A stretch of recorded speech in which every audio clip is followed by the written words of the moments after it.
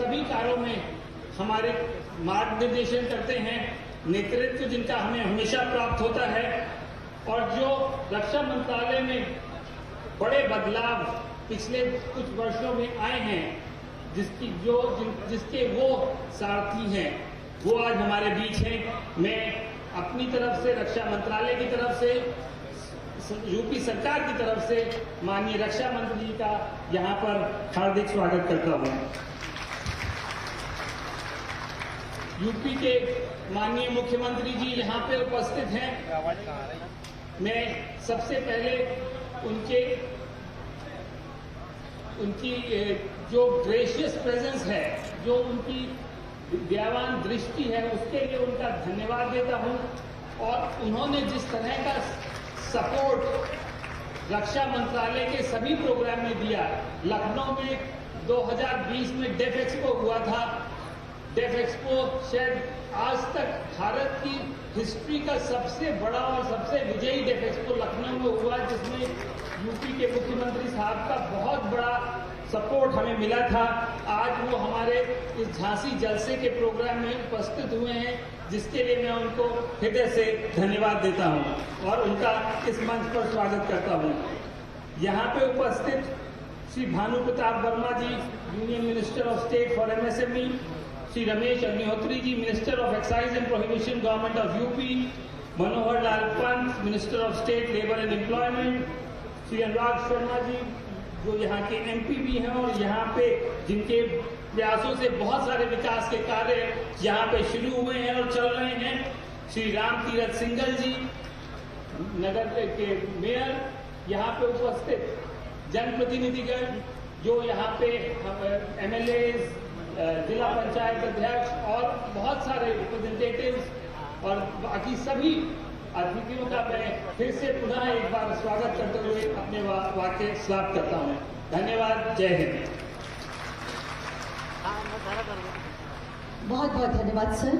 और अब मैं अनुरोध करती हूँ माननीय रक्षा मंत्री जी से और माननीय मुख्यमंत्री जी से कि सर दीप प्रज्वलन करके अग्निदेव से इस कार्यक्रम की सफलता का आशीर्वाद मांगे।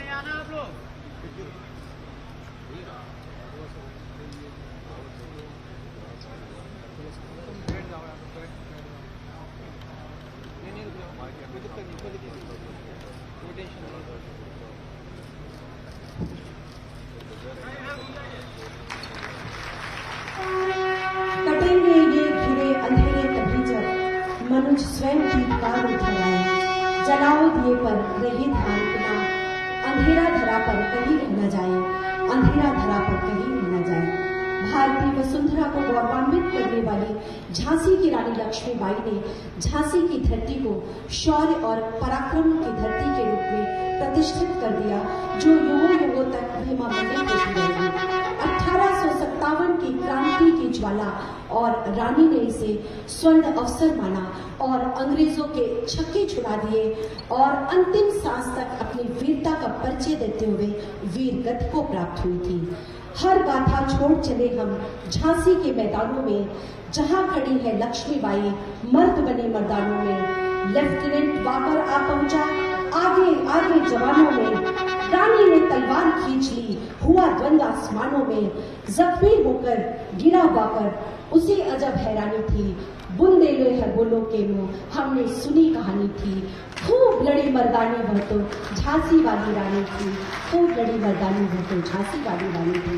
बहुत बहुत आभार माननीय मंत्री जी, माननीय मुख्यमंत्री जी और सभी सम्मानित अतिथिगण। मैं सादर अनुरोध करती हूँ आदरणीय श्री भानु प्रताप सिंह वर्मा जी, माननीय केंद्रीय राज्य मंत्री सूक्ष्म लघु एवं मध्यम उद्योग भारत सरकार की सर आए और अपना उद्बोधन प्रेषित करें।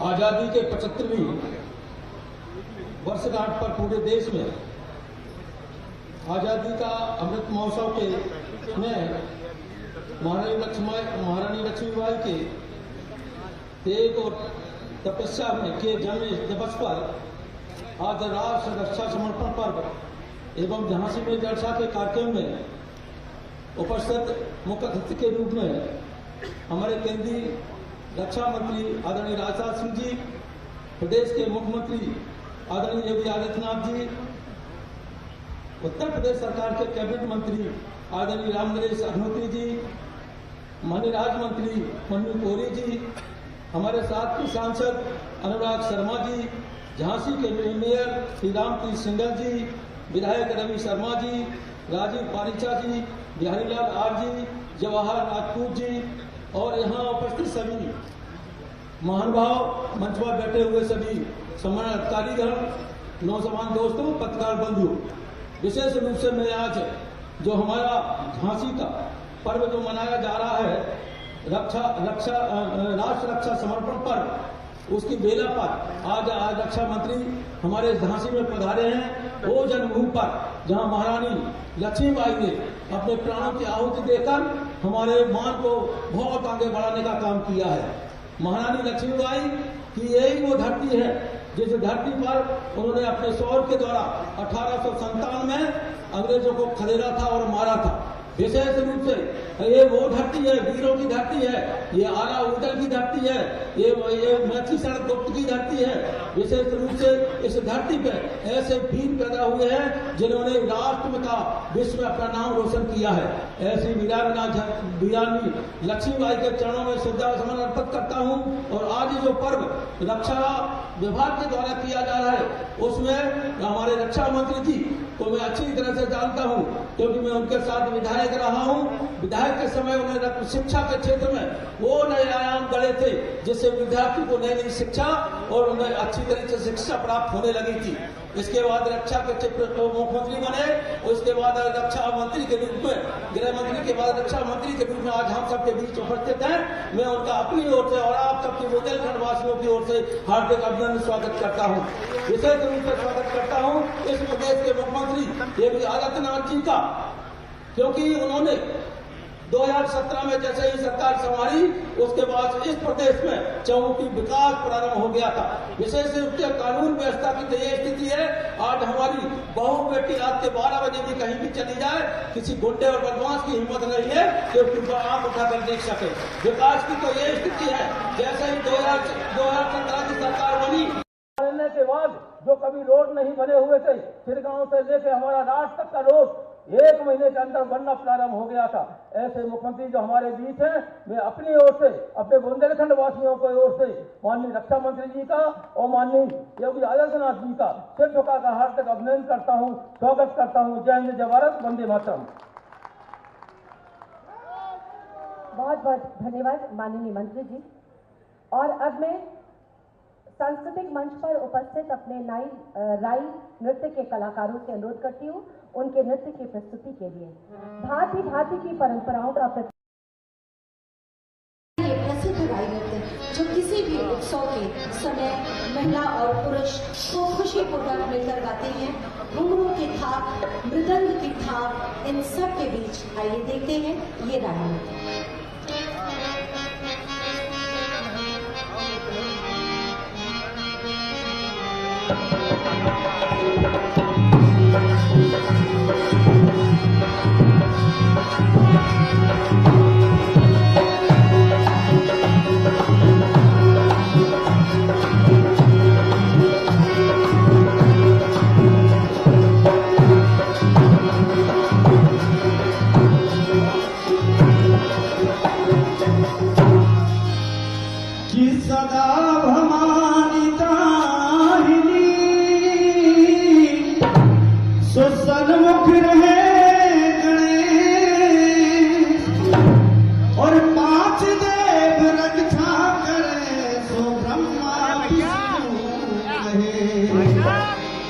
और छाप राज राजा राम हो, चलो बिठा सुनावे।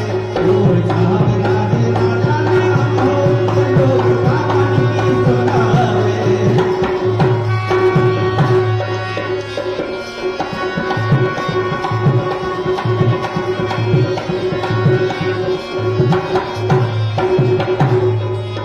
तिरंगा भारत किसान, तिरंगा भारत किसान, तिरंगा भारत किसान। अरे जाको मानो बनाइयो तिरंगा भारत की शान, तिरंगा भारत की शान, जाको मानो बनाइयो।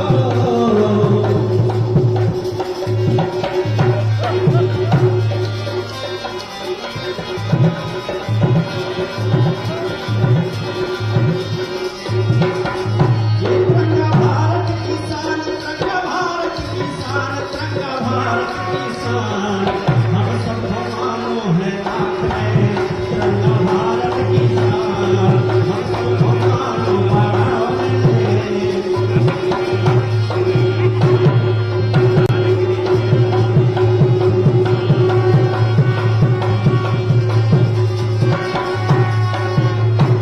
ये स्वागत सौ सौ बार तुम्हारो, ये स्वागत सौ सौ बार तुम्हारो, देखो झांसी नगरी में, ये स्वागत सौ सौ बार तुम्हारो, देखो अपनी झांसी में।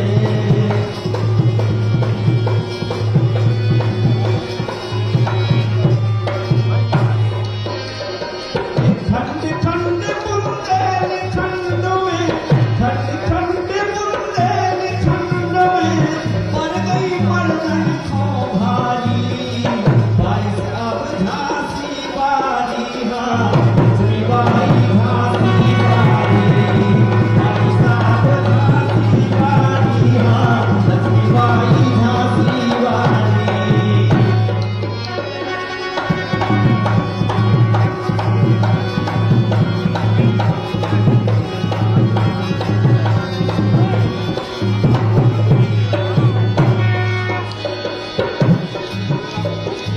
जिनको चिरोदनोना सानी, भीतर राजी आद भवानी, मूरत शिव चंचल की जानी, और गौरा के पुत्र गणेश विराजे, गौरा के पुत्र गणेश विराजे, भैरवों की मूरत है प्यारी, भाई साहब झांसी वाली, हाँ लक्ष्मी बाई झांसी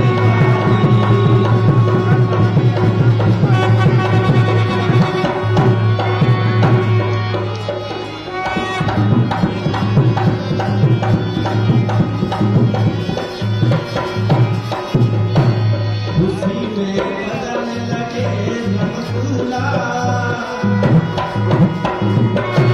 खुशी में बदन लगे रमतुला, देखो रानी नचवे में, खुशी में बदन लगे रमतुला, देखो रानी नचवे में।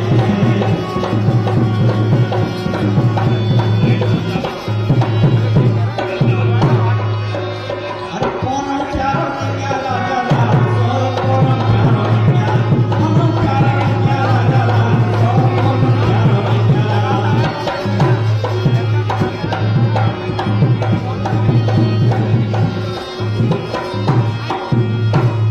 कि कौन प्यारो नैया राजा राम सो, और राम नाम के दो अक्षर है सब ये भैया चार को, कौन प्यारो नैया, कौन प्यारो नैया राजा राम सो, कौन प्यारो नैया।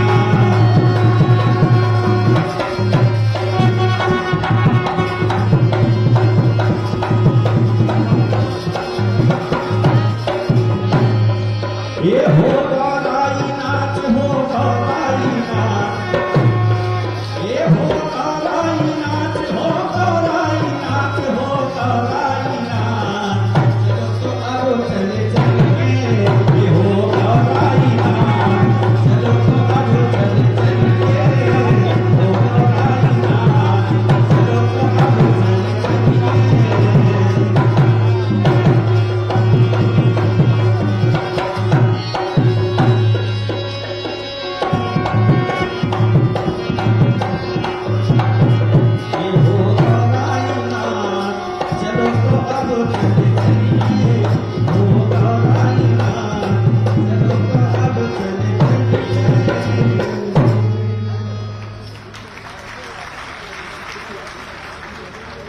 ये थी राधा प्रजापति और उनके साथी।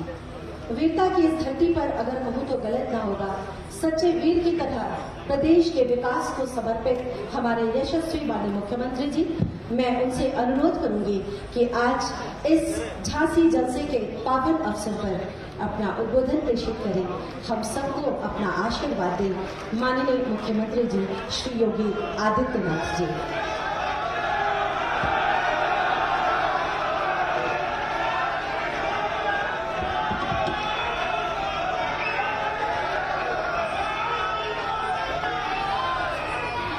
भारत माता की, भारत माता की, भारत माता की। राष्ट्र रक्षा समर्पण पर्व झांसी जलसा के आज के उद्घाटन कार्यक्रम में उपस्थित देश के यशस्वी रक्षा मंत्री माननीय श्री राजनाथ सिंह जी, केंद्रीय सूक्ष्म लघु मध्यम उद्यम विभाग के राज्य मंत्री श्री भानु प्रताप वर्मा जी, उत्तर प्रदेश सरकार में मेरे सहयोगी मंत्रीगण श्री राम नरेश महोत्री जी, श्री मनोहर लाल पंत जी, माननीय सांसद श्री अनुराग शर्मा जी,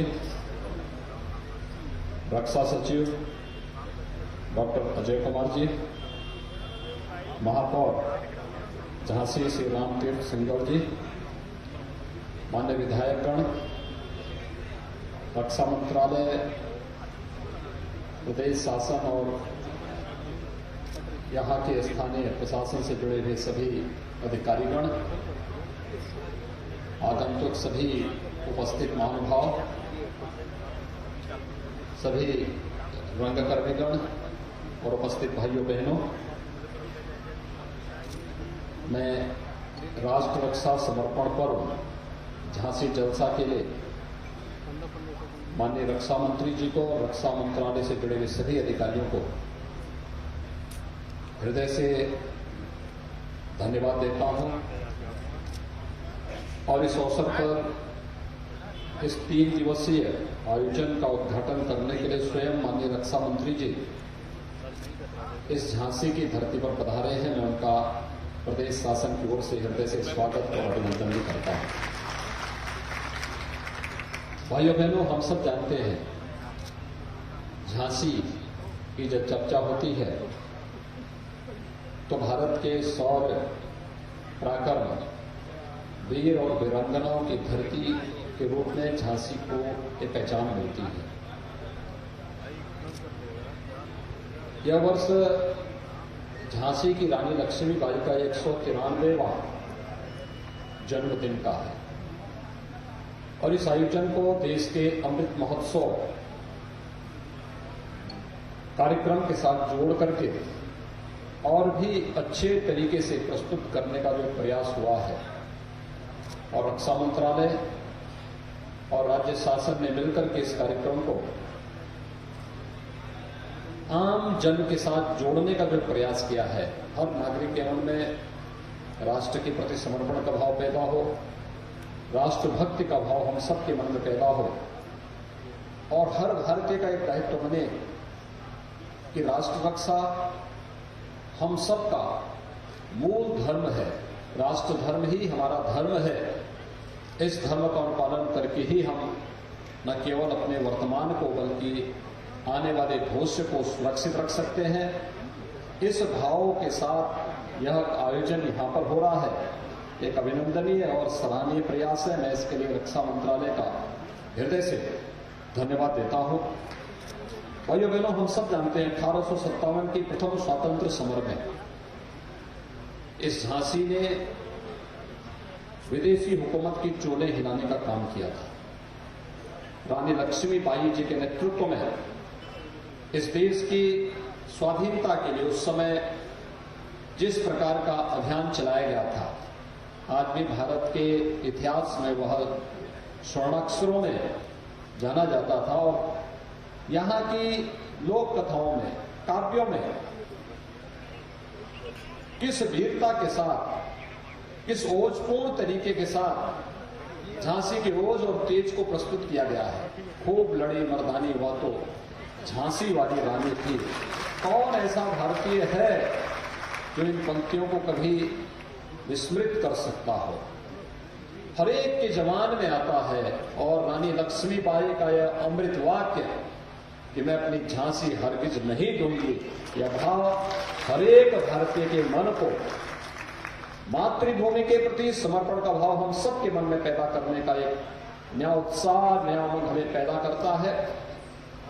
3 दिनों तक चलने वाला यह कार्यक्रम न केवल राष्ट्र रक्षा के प्रति समर्पण का भाव, रक्षा सेनाओं के द्वारा यहां पर उनके द्वारा देश की सेनाओं की सीमाओं की सुरक्षा करने के लिए क्या क्या कार्यक्रम चल रहे हैं इसका तो प्रदर्शन होने ही जा रहा है, लेकिन साथ साथ यहाँ के रंगकर्मियों को, समाज के विभिन्न तबकों को जोड़ करके जन सहभागिता के माध्यम से इस कार्यक्रम को एक नई ऊंचाइयों तक पहुंचाने और कार्यक्रम के समारोह पर देश के यशस्वी प्रधानमंत्री जी का मार्गदर्शन झांसी वासियों को और बुंदेलखंड वासियों को प्राप्त हो रहा है।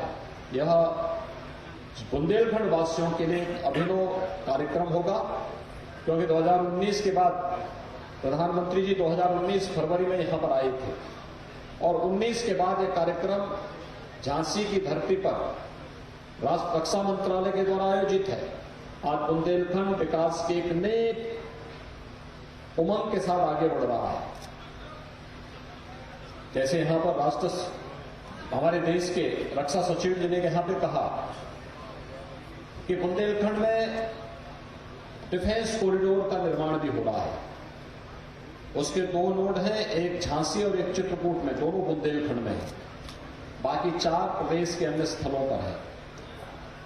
बुंदेलखंड नोड में पहली महत्वपूर्ण इकाई की स्थापना होगी। प्रधानमंत्री जी के कर कमलों से उस कार्यक्रम का यहां पर उस दिन भूमि पूजन का कार्यक्रम भी संपन्न होगा।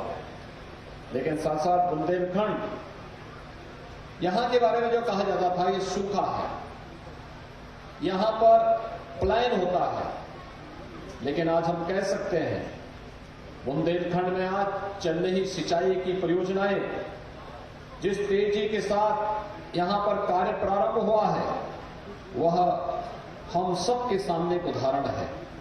और आज मैं विश्वास के साथ कह सकता हूं कि झांसी ही नहीं बल्कि बुंदेलखंड के अंदर न केवल बुंदेलखंड एक्सप्रेसवे के माध्यम से हम बुंदेलखंड की जीवन रेखा को इसके साथ जोड़ने का कार्य कर रहे हैं और तेजी के साथ बुंदेलखंड एक्सप्रेसवे के निर्माण के कार्यक्रम को हम तेजी से आगे बढ़ा रहे हैं, बल्कि बुंदेलखंड के अंदर अब अनेक वह कार्यक्रम भी हो रहे हैं। ललितपुर में हम लोग एक नया मेडिकल कॉलेज बनाने जा रहे हैं।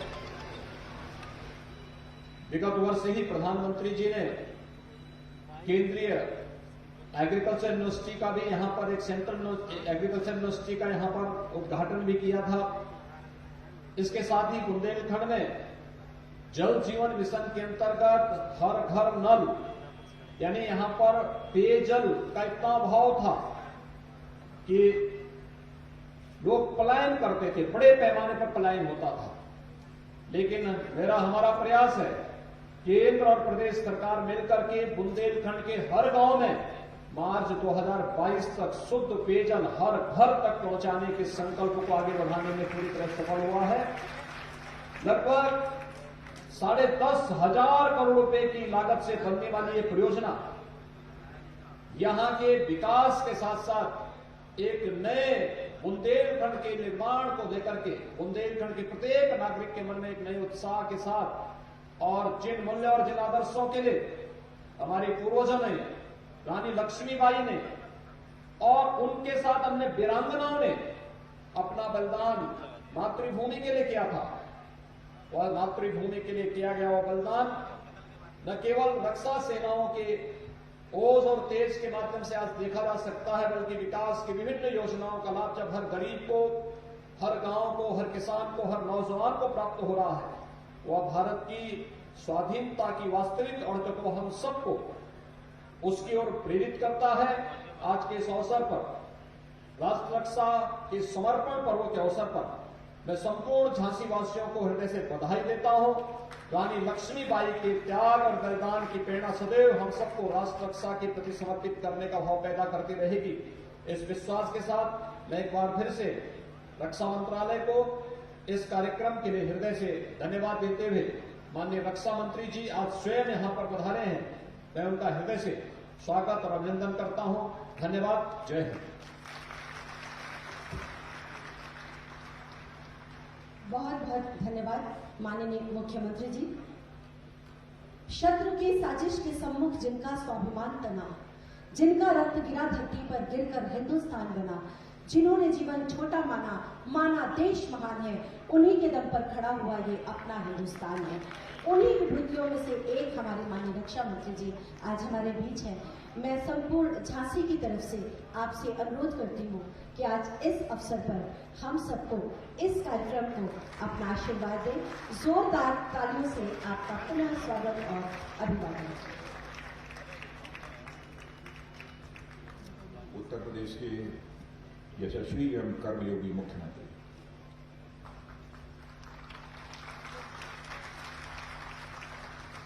माननीय योगी आदित्यनाथ जी, श्री भानु प्रताप सिंह जी वर्मा, केंद्रीय राज्य मंत्री सूक्ष्म लघु एवं मध्यम उद्योग भारत सरकार, श्रीमान नरेश अग्निहोत्री, आबकारी एवं मद्य निषेध विभाग के राज्य के मंत्री, श्री मनोहर लाल जी पंत, राज्य मंत्री श्रम एवं सेवायोजन, श्री अनुराग जी शर्मा, सांसद झांसी, श्री रामतीर्थ जी सिंघल, मेयर नगर निगम झांसी, श्री पवन जी गौतम, जिला पंचायत अध्यक्ष, और श्री अजय कुमार, रक्षक सचिव भारत सरकार, और यहाँ के लोकप्रिय विधायक श्री रवि शर्मा।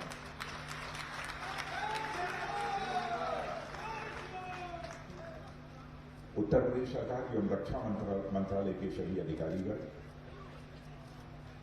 कला मंच से संबंधित देवियों एवं सज्जनों, और यहां पर उपस्थित हमारे शौर्य और पराक्रम की धरती झांसी के मेरे सम्मानित बहनों एवं भाइयों, झांसी के वीर भूमि पर आयोजित यह राष्ट्र रक्षा समर्पण पर्व देश की रक्षा के प्रति हमारे संकल्प और समर्पण के साथ साथ भारतवासियों की शौर्य, पराक्रम, त्याग और बलिदान की अद्भुत परंपरा का यह उत्सव है। और मैं आभार व्यक्त करना चाहता हूं उत्तर प्रदेश के मुख्यमंत्री माननीय योगी आदित्यनाथ जी के प्रति।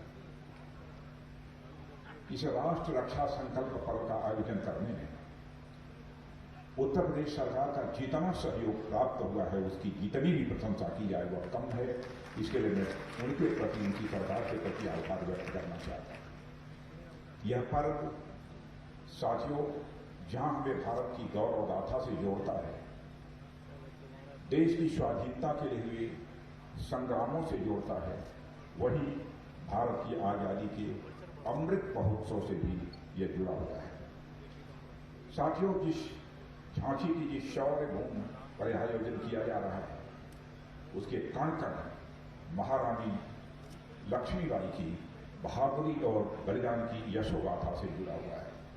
इसलिए मैं बड़ी श्रद्धा के साथ शीश झुकाकर महारानी लक्ष्मीबाई के राष्ट्र प्रेम, शौर्य और साहस के बलिदान का स्मरण करता हूं, और साथ ही उनकी स्मृति को भी मैं नमन करता हूं। साथियों, इस मौके पर मुझे महारानी लक्ष्मीबाई को समर्पित एक कविता की पंक्तियां याद आ रही हैं। गुमी हुई आजादी की कीमत सबने पहचानी थी, दूर फिरंगी को करने की सबने मन में ठानी थी, चमक उठी संसद दामन में वह तलवार पुरानी थी, खूब लड़ी मर्दानी वह तो झांसी रानी। हिंदी की प्रख्यात कवि जिनका आप सबने नाम सुना होगा और प्राइमरी स्कूल और जूनियर हाई स्कूल में उनकी कविताओं को भी आपने पढ़ा होगा, सुभद्रा कुमारी की चौहान। यह कविता हर भारतवासी को आज भी रोमांचित कर देती है मेरे बहनों भाइयों। और लक्ष्मीबाई का जीवन भले ही लंबा नहीं था, मगर अपने पराक्रम और बलिदान से उन्होंने जीवन को बड़ी बुलंदी तक पहुंचाया था। आप जानते हैं, भारत के प्रथम स्वतंत्रता संग्राम में महारानी लक्ष्मीबाई का योगदान अतुलनीय है। जब अंग्रेजी हुकूमत के सामने एक के बाद एक देशी रियासतें घुटने टेक रही थी तो महारानी लक्ष्मीबाई ने साफ कह दिया था, मैं किसी भी सूरत में अपनी झांसी को नहीं दूंगी। ऐसी वीरांगना की धरती यह झांसी है। और यह बात भारतीय स्वाधीनता संग्राम का वह ठोस वाक्य है जिसने आने वाले स्वतंत्रता सेनानियों को स्वराज और स्वाधीनता के लिए संघर्ष करने के लिए मेरे बहनों भाइयों प्रेरणा दी थी और उनके अंदर जज्बा पैदा किया था। और मैं यह भी कहना चाहूंगा कि महारानी लक्ष्मीबाई ने बड़ी कम उम्र में अपनों को खोया। बड़ी कम उम्र में महारानी लक्ष्मीबाई ने अपने अपनों को खोया, बच्चों को खोया और यहां तक कि अपना राजपाट भी खोया, मगर उन्होंने भारत के मान सम्मान और स्वाभिमान को कभी नहीं खोया। वह है हमारी रानी लक्ष्मीबाई और यह भावना उनमें कूद कूद कर भरी थी जो उन्हें शौर्य और शिखर पर स्थापित कर देती है। साथियों, रानी लक्ष्मीबाई की वीरता ने नारी शक्ति को एक नया आयाम दिया है। उन्होंने नारी शक्ति को पुनः जागृत किया था। नारी में असीम शक्ति होने की भावना और विश्वास का संचार किया था महारानी लक्ष्मीबाई। और महारानी लक्ष्मीबाई के लिए उनका एक महिला होना रणभूमि में कभी बाधा नहीं बना था। नारी के अबला होने के विचार को हमारे समाज में बहुत लोग मान्यता दे रहे हैं, मगर उन्हें महारानी लक्ष्मीबाई, अवंतीबाई, झलकारी बाई जैसी वीरांगनाओं के शौर्य और पराक्रम को देखना चाहिए जिन्होंने रणभूमि में बहादुरी का बेमिसाल परिचय दिया। उन्होंने साबित किया है कि महिलाएं अवसर मिलने पर रक्षा और सुरक्षा के मामले में बहुत प्रभावी भूमिका निभा सकती हैं। यह करके उन्होंने दिखाया है। और साथियों, आज जब हम नेताजी सुभाष चंद्र बोस ने आजाद हिंद फौज का गठन किया था, उसकी याद दिलाना चाहता हूं, तो उन्होंने भी 1942 में एक रानी लक्ष्मीबाई रेजिमेंट भी बनाया था। नेताजी सुभाष चंद्र बोस ने बनाया था। नेताजी सुभाष चंद्र बोस भी यह मानते थे कि आजादी की लड़ाई आधी आबादी की भागीदारी के बिना अधूरी है। इसीलिए उन्होंने अपनी एक बटालियन का नाम, एक रेजिमेंट का नाम रानी लक्ष्मीबाई के नाम पर रखा था। दुर्भाग्य से आजादी के बाद महिलाओं को राष्ट्र रक्षा के काम में बहुत सक्रिय भागीदारी निभाने का मौका नहीं मिला, मगर अब हालात बहुत तेजी से बदल रहे हैं। और मैं आपको बताना चाहता हूं, जब से प्रधानमंत्री से नरेंद्र मोदी जी ने शासन बागडोर संभाली है, बहुमाओं की हर हमारे फोर्स में भागीदारी बढ़ रही है, चाहे आर्मी हो, चाहे एयरफोर्स हो, चाहे वन नेवी हो। और जब मैं देश का गृह मंत्री था तो मैंने एक एडवाइजरी भी सभी राज्यों को जारी की थी कि सभी राज्यों को यह प्रयत्न करना चाहिए कि पुलिस के अंदर भी कम से कम 33% महिलाओं का प्रतिनिधित्व होना चाहिए था, कुछ होना चाहिए। यह आदेश हमने उस समय जारी किया था। पैरामिलिट्री फोर्सेज में महिलाओं का प्रतिशत हमारी इस एडवाइजरी जारी करने के बाद बढ़ा है। और मुझे खुशी है यह कहते हुए कि हिंदुस्तान के कई राज्यों में भी पुलिस फोर्स में महिलाओं का प्रतिशत तेजी के साथ बढ़ रहा है। अब सेना में भी महिलाओं के लिए हर बंद दरवाजे खोले जा रहे हैं। हमने सेना के तीनों अंगों में महिलाओं की भागीदारी मेरे बहनों भाइयों बढ़ाई है। सैनिक स्कूलों में बच्चियों का को एडमिशन भी किया जा रहा है। अब तो पुणे में मौजूद भारत के सबसे प्रतिष्ठित सैन्य प्रशिक्षण संस्थान नेशनल एकेडमी में भी महिलाओं के लिए खोल दिया गया है। यही तो वीरांगना रानी लक्ष्मीबाई के प्रति सचमुच हमारी सच्ची श्रद्धांजलि होगी। आप सबको यह जानकर हैरानी होगी, पिछले दिनों एनडीए में दाखिले के लिए देश भर से 2 लाख लड़कियों ने प्रवेश परीक्षा दी थी। 2 लाख से अधिक लड़कियों ने प्रवेश परीक्षा दी। साथियों, अब तो सेना में महिलाओं को परमानेंट कमीशन भी देने की व्यवस्था बन गई है।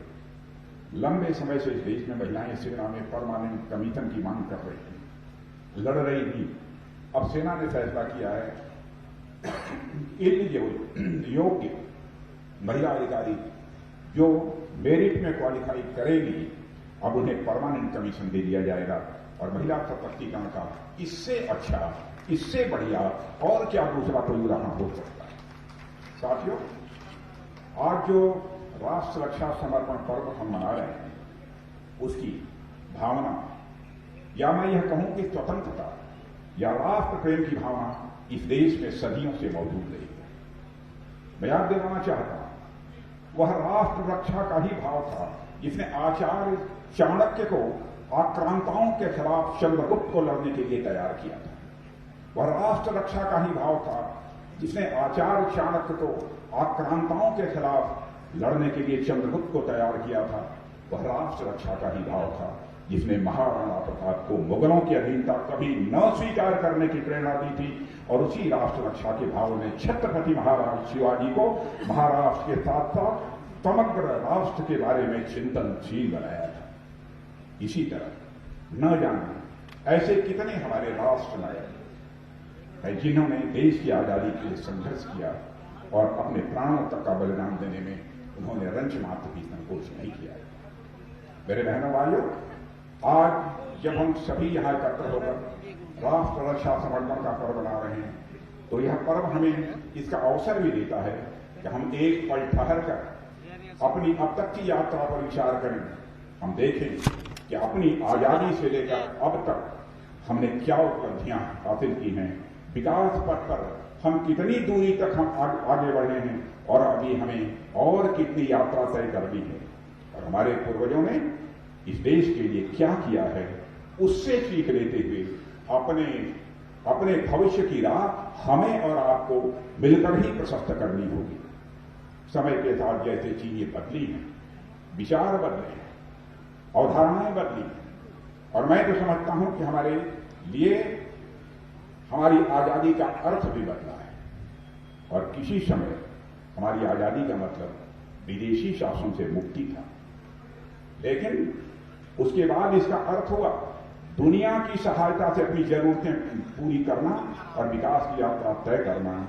यह अब सच्ची आजादी नहीं पर आज इसका अर्थ यह हो गया है कि हमें अपने विकास की यात्रा भी तय करनी है और अपने को पूरी तरह आत्मनिर्भर भी बनाना है। और मैं यहां इस सभा के माध्यम से मैं देश की जनता को यह बताना चाहता हूं, भारत ने जैसे राजनीतिक आजादी हासिल की है, भारत अब सामरिक आजादी भी हासिल करेगा और एक दशक के अंदर इसी भारत के अंदर ऐसे हालात पैदा होंगे कि हमारे सेना के जवानों के लिए जो हथियार इसके पहले तक और अब तक भी काफी हथियार दुनिया के दूसरे देशों से आयात किए जाते हैं, बहनों भाइयों, आगामी 1-1.5 दशक में ऐसे हालात पैदा होंगे कि हम दुनिया के दूसरे देशों से हथियार अपने सेना के बहादुर जवानों के लिए आयात नहीं करेंगे, बल्कि भारत की धरती पर ही भारत के जवानों के हाथ वो हथियार बनाए जाएंगे। सामरिक स्वतंत्रता हम हासिल करना चाहते हैं, इसलिए हमने स्वदेशी का रास्ता अपनाया है। पूज्य बापू का यह मानना था कि आजादी का मतलब केवल राजनीतिक आजादी या कागजों पर ही शासन का हस्तांतरण नहीं है। जब तक हम पूर्ण स्वराज्य और स्वदेशी का लक्ष्य प्राप्त नहीं कर लेते तब तक हमारी आजादी अधूरी रहेगी। स्वदेशी से उनका अर्थ आत्मनिर्भरता से ही था। मेरे बहनों भाइयों, और मुझे कहते हुए खुशी है कि सरकार के प्रयासों से हमारा देश आत्मनिर्भरता की राह पर बड़ी तेजी से आगे बढ़ चला है। आगामी दिनों में जो भी कार्यक्रम होने जा रहे हैं वे आजादी के इसी बदले हुए अर्थ को हमारे सामने प्रस्तुत करने वाले हैं। और साथियों, आज भारत की गिनती विश्व के उन देशों में होती है जिन्होंने कि आजादी के बाद से लंबा सफर तय किया है। और एक समय था देश में बुनियादी सुविधाओं का सर्वथा अभाव था, देश की एक सुई भी नहीं बनती थी। हालात बदले हैं और बदल रहे हैं। स्वास्थ्य, शिक्षा, कृषि, व्यापार, परिवहन सुविधाओं और संचार सुविधाओं में के मामले में आज हम देश को नई ऊंचाइयों पर ले जा रहे हैं अपने प्रधानमंत्री नरेंद्र भाई मोदी के फैसले से। और मैं यह याद दिलाना चाहता हूं मेरे बहनों भाइयों, जहां आजादी के समय लाइफ एक्सपेक्टेंसी महज 32 ईयर्स थी। सामान्यतः औसत जीने का जो समय होता था 32 साल हुआ करता था, लेकिन अब तक किए गए प्रयासों से यह लगभग 70 साल तक पहुंच चुका है। और साक्षरता की दर जहां पर लगभग 12% हुआ करती थी, अब वह 80% पार कर चुकी है। वह दिन दूर नहीं है कि भारत के अंदर साक्षरता 100% होगी। इसी तरह बुनियादी चीजों की आपूर्ति और बुनियादी ढांचे के निर्माण के साथ साथ जीवन समाज के अनेक क्षेत्रों में बहुत सारी प्रगति हुई है। और मैं कह सकता हूं स्वास्थ्य के क्षेत्र में हाल में ही कोविड के खिलाफ लड़ाई में 111 करोड़ से अधिक वैक्सीनेशन हमारी एक शानदार उपलब्धि है। दुनिया के किसी देशों में इस तरीके से वैक्सीनेशन नहीं हुआ है कोविड के खिलाफ जैसे भारत में हमारे प्रधानमंत्री नरेंद्र भाई मोदी के नेतृत्व में किया। और मैं उत्तर प्रदेश के मुख्यमंत्री माननीय योगी आदित्यनाथ जी को बधाई देना चाहता हूं। कोविड के खिलाफ जिस तरीके से इस चुनौती को स्वीकार करके उन्होंने मजबूती के साथ अपने कदम आगे बढ़ाए थे, उसकी जितनी भी सराहना की जाए बहनों भाइयों। और साथियों, आज हमारा देश अनेक प्रकार के पारंपरिक और गैर पारंपरिक कन्वेंशनल और नॉन कन्वेंशनल चुनौतियों का सामना कर रहा है। और यह चुनौतियां न केवल समय के साथ बढ़ी हैं, बल्कि उनमें विविधता और व्यापकता भी आई है। पहले सीमाई खतरे हुआ करते थे, वहां की सेना आ जाएगी, सीमा पर हवा बोलती। फिर आतंक और फिर उग्रवाद जैसे खतरे भी पैदा हुए हमारे देश के सामने। और अब तो साइबर स्पेस और अंतरिक्ष में भी यह भी अब खतरों की संभावना को नकारा नहीं जा सकता। यह भी अब सारे अंतरिक्ष और स्पेस यह सब भी अब खतरे की जद में आ गए। ऐसे में एक स्वतंत्र राष्ट्र के रूप में हमारी राष्ट्रीय एकता, अखंडता और संप्रभुता की रक्षा हमारे लिए बहुत ही चुनौतीपूर्ण जिम्मेदारी है। और इसलिए यह अत्यंत आवश्यक है कि हम न केवल मजबूत, आधुनिक और सुसज्जित सेना तैयार करें, बल्कि उसके साथ साथ उतना ही सक्षम और आत्मनिर्भर रक्षा उत्पादन का वातावरण भी पैदा करें, जो हमारी सेनाओं के सभी जरूरी साजो सामान को, हर हथियार को और अन्य आवश्यकताओं को समयबद्ध तरीके से पूरा कर सके। और मैं आपको जानकारी देना चाहता हूं, अभी इसी वर्ष मैंने तय किया है जो हथियार, जो प्लेटफॉर्म्स, जो गन, यह सब सारे हमारे सेना के जवानों के द्वारा उपयोग किए जाते हैं। 209 ऐसी चीजें होंगी जो पहले दुनिया के दूसरे देशों से आती थी, अब हम उन्हें भारत में ही बनाएंगे, बल्कि दुनिया के दूसरे देशों से हम इसे आयात नहीं करेंगे।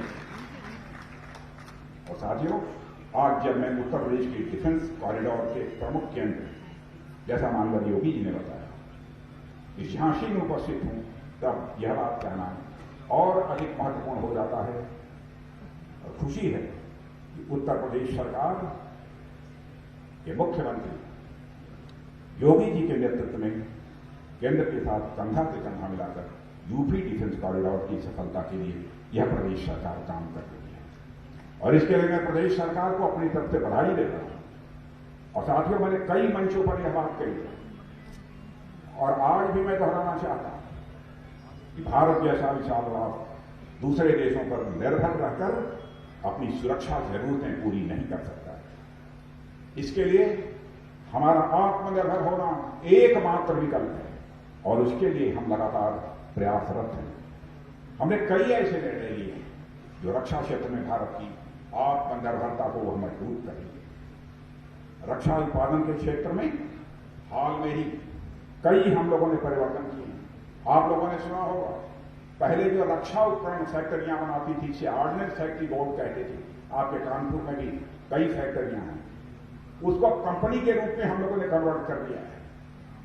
केवल इसीलिए धीरे धीरे और बेहतर तरीके से, समय से अच्छे हथियार जो है तैयार हो सके, यह फैसला हम लोगों ने किया है। और मुझे कहते हुए खुशी है कि हमारी सरकार द्वारा उठाए गए इन कदमों के परिणाम भी हमारे सामने आने शुरू हो गए। हाल ही में एचएएल का नाम आपने सुना होगा, हिंदुस्तान एरोनॉटिक्स लिमिटेड को इस साल आजाद भारत के इतिहास में पहली बार होगा। एचएएल यह हमारी कंपनी है, भारत की कंपनी है, हिंदुस्तान एरोनॉटिक्स लिमिटेड, उसको हम लोगों ने 50,000 करोड़ रुपए का ऑर्डर दिया है कि भारत में ही हथियार बनना चाहिए, इसका उपयोग हमारे सेना के जवान करें। यह भारत में रक्षा की दृष्टि से किसी भी भारतीय कंपनी को दिया गया अब तक का सबसे बड़ा ऑर्डर है। आज तक भारत की किसी भी कंपनी को इतना बड़ा ऑर्डर नहीं मिला था बहनों भाइयों, जो हम लोगों ने इस बार दिया। और यह एक ऐतिहासिक निर्णय है जो इंडियन एरोस्पेस सेक्टर को नई ऊंचाइयों पर ले जाएगा।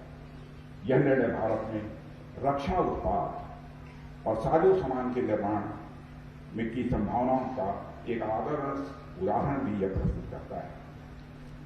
इसके अलावा पिछले 7 वर्षों में हमारे रक्षा निर्यात का 38,000 करोड़ रुपए का आंकड़ा पार कर जाना इन्हीं नीतियों का परिणाम है।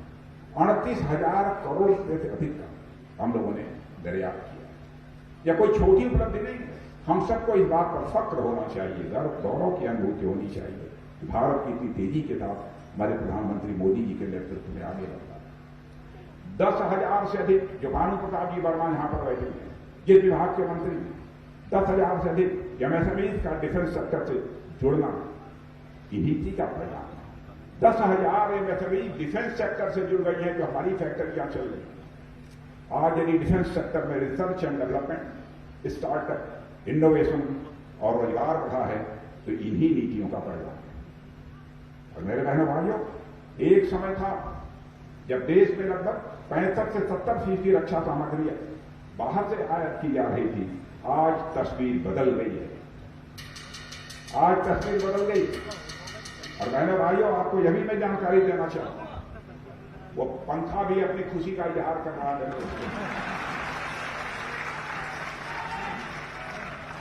और वही आपको यह भी जानकारी देना चाहता हूं, पूरे कैपिटल बजट का 64% हम लोगों ने तय कर दिया है।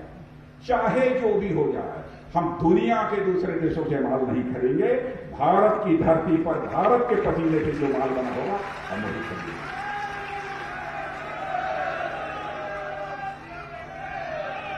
बहनों भाइयों, सरकार और उद्योग जगत के साझा प्रयासों से हम न केवल मेक इन इंडिया बल्कि मेक फॉर द वर्ल्ड के लक्ष्य को हम जल्दी प्राप्त करेंगे, यह भी मैं आपको भरोसा दिलाना चाहता हूं कि हम भारत के लिए ही नहीं बनाएंगे, सारी दुनिया के लिए हम बनाएंगे। और इस शपथ को हम पूरा करेंगे, मैं आप सबको आश्वस्त करना चाहता हूं। मेरे इस विश्वास का सबसे बड़ा कारण है इस देश की सामूहिक संकल्प शक्ति और भारत की युवा शक्ति का उत्साह और उनके भीतर मौजूद अपार ऊर्जा। आपके अंदर जो उत्साह है, अपार ऊर्जा है, उसी के परिणाम स्वरूप हमारी इस संकल्प की सिद्धि होकर रहेगी। दुनिया की कोई ताकत हमें रोक नहीं कर सकती। और विश्व की सबसे बड़ी युवा शक्ति यदि किसी दुनिया के देश के पास है, भारत के पास। जितने युवा भारत में हैं, दुनिया के किसी देश में इतने युवा नहीं मिलेंगे।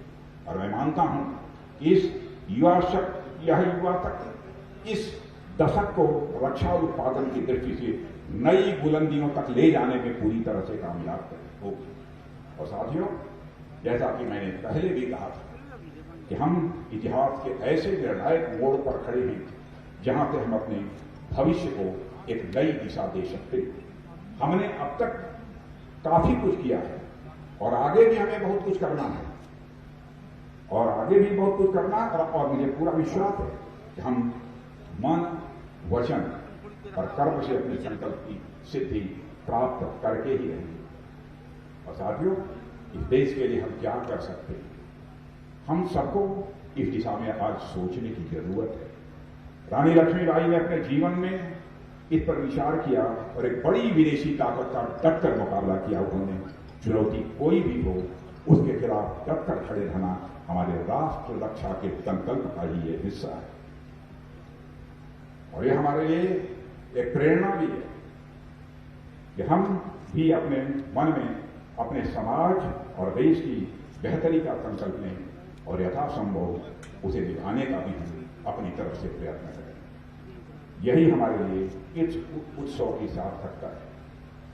और मेरे दोस्तों, आज का यह आयोजन उत्तर प्रदेश में हो रहा है और प्रदेश के मुख्यमंत्री माननीय योगी आदित्यनाथ जी भी यहां पर मौजूद हैं। मैं तो कभी कभी कहता हूं कर्मयोगी तो है ही, कैसे कर्मयोगी हैं किसी को बताने की जरूरत नहीं है। और बचपन से ही भक्ति योगी भी हैं। कर्मयोग और भक्ति योग का समन्वय भी देखना है तो हमारे उत्तर प्रदेश के मुख्यमंत्री योगी आदित्यनाथ जी ने देखा है। और इनके नेतृत्व में उत्तर प्रदेश सरकार ने यहां के विकास के लिए जो चौमुखी प्रयास किए, उसने इस प्रदेश की सूरत को बदलने का काम किया है मेरे भाई।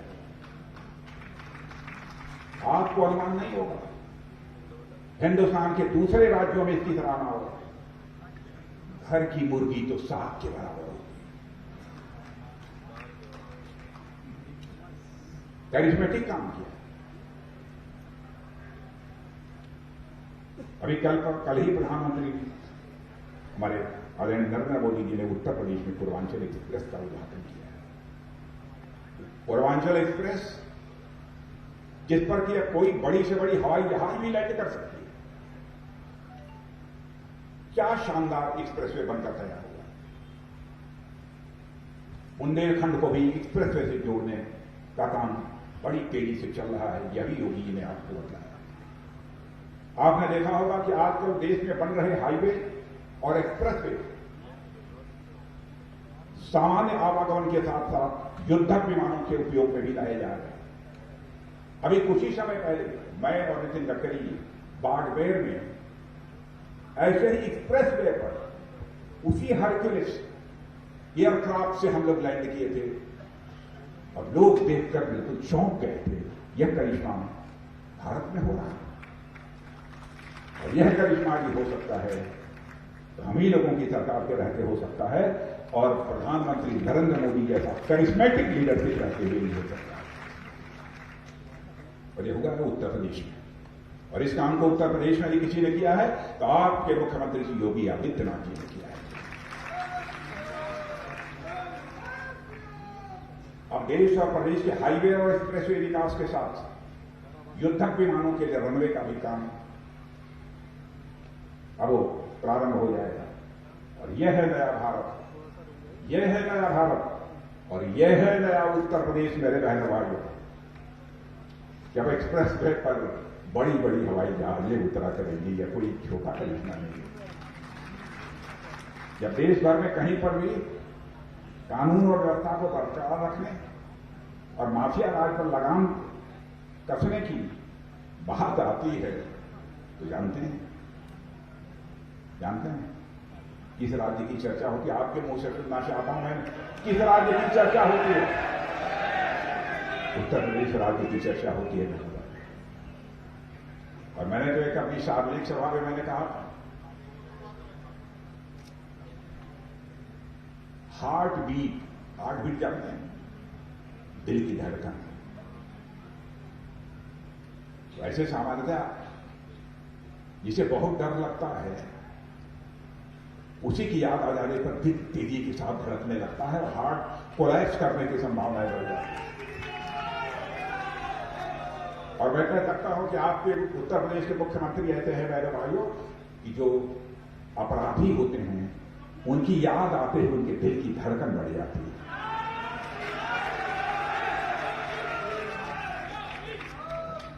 योगी शासन के में गुंडे माफिया तो बदमाशी छोड़ चुके हैं और फिर उन्हें अपने धंधे छोड़ने पर मजबूर भी होना पड़ा। ऐसे ही नहीं छोड़ा है। उत्तर प्रदेश में औद्योगिक विकास के लिए भी वे पूरी मजबूती के साथ मुख्यमंत्री जी काम कर रहे हैं। और डिफेंस कॉरिडोर के अलावा 1 डिस्ट्रिक्ट 1 प्रोडक्ट। अब कितनी आपको जानकारी है मैं नहीं कह सकता, यह भी करिश्माई काम किया है। एक जिला और एक प्रोडक्ट जैसे कार्यक्रम से उद्योगों को बढ़ावा देने का काम भी यहां उत्तर प्रदेश में हो रहा है। और मैं कह सकता हूं कि उत्तर प्रदेश में 1 डिस्ट्रिक्ट 1 प्रोडक्ट का जो यह काम हो रहा है हिंदुस्तान के अन्य राज्यों के लिए भी एक मॉडल का वह काम कर रहा है। एक नमूना है जो हिंदुस्तान के दूसरे राज्यों के। जहां तक आबादी का सवाल है, आबादी के दृष्टि से उत्तर प्रदेश हिंदुस्तान का सबसे बड़ा राज्य है। और सबसे बड़ा राज्य होने के बावजूद कोविड महामारी में जिस तरीके से इन्होंने काम किया है, मैंने भाइयों मैं पुनः उत्तर प्रदेश के मुख्यमंत्री माननीय योगी आदित्यनाथ जी को अपनी तरफ से भी हार्दिक बधाई देना चाहता हूं। और इससे यह साबित हो गया दृढ़ संकल्प और जनता जनार्दन के सहयोग से किसी भी बड़े लक्ष्य को हासिल किया जा सकता है। और मैं यह मानता हूं कि आज का यह पर्व भी केंद्र और राज्य सरकार के इसी समन्वय और दृढ़ संकल्प का उदाहरण है, ऐसी मेरी मान्यता है। साथियों, इस पूरे सभा स्थल की जिस प्रकार की भव्यता है, रौनक देखकर हमको लग रहा है कि झांसी का कोना कोना जर्रा जर्रा मानो आजादी का अमृत महोत्सव पूरे जोर शोर से मना रहा है। कि तो सड़कों पर भी मैंने देखा कि जिस प्रकार की तैयारी हो रही थी, और यह पर्व इस देश की एकता, अखंडता और संप्रभुता की रक्षा के संकल्प से जुड़ा हुआ है। इसलिए इसकी सफलता सुनिश्चित करना हम सबकी जिम्मेदारी है। मैं इस आयोजन से जुड़े लोगों के समस्त लोगों तथा समस्त भारतवासियों को पुनः अपनी तरफ से हार्दिक बधाई देता हूं। इस राष्ट्र रक्षा समर्पण पर्व की हार्दिक बधाई देता हूं और इस कार्यक्रम की सफलता के लिए अपनी हार्दिक शुभकामनाएं भी देता हूं। और जैसा योगी जी ने आपको बताया कि 19 तारीख को यानी परसों हमारे यशस्वी प्रधानमंत्री भारत के आदरणीय नरेंद्र मोदी जी भी आ रहे हैं, उनके द्वारा इस कार्यक्रम का समापन होगा और तरह तरह के भव्य कार्यक्रम आयोजित किए जाएंगे। इस अवसर पर इससे ज्यादा कुछ न कहते हुए और इस कार्यक्रम का आयोजन जो प्रदेश सरकार के द्वारा किया गया है, उसके लिए मैं पुनः राज्य सरकार के प्रति आभार व्यक्त करता हूं और राष्ट्र रक्षा समर्पण पर्व की आप सबको पुनः बधाई देते हुए अपना निवेदन समाप्त करता हूं। आप सबको बहुत बहुत धन्यवाद। बहुत बहुत साधुवाद आपको माननीय रक्षा मंत्री जी।